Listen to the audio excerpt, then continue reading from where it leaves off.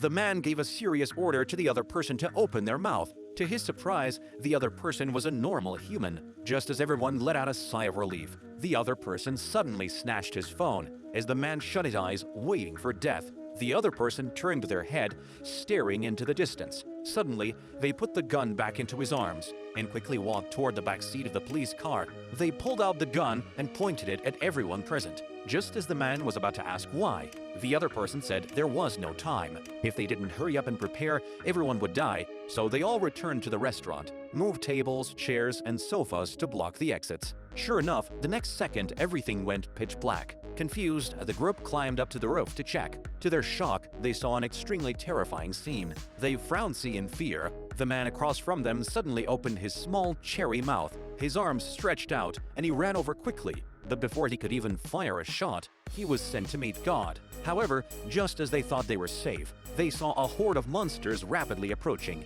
They quickly pulled out a rocket launcher and shot at them. The car tires exploded and flipped, but it still didn't stop the monsters' attack. After a fierce battle, the monsters were temporarily driven back. Then the man explained the whole situation.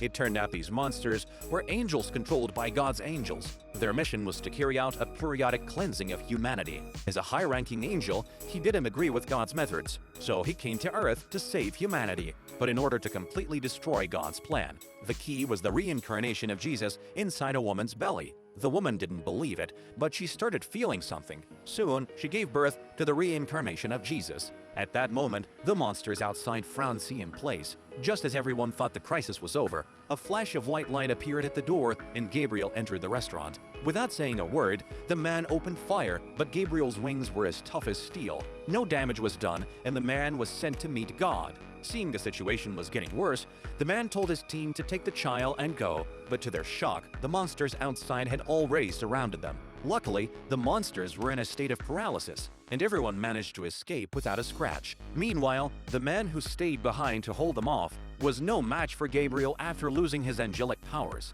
He was quickly pierced through the heart by a long spear and turned into a burst of spiritual light, vanishing into thin air, just as Gabriel was about to go after the others. The man, who hadn't actually died, suddenly pulled out a lighter. In the end, the child survived, and the world returned to peace once again.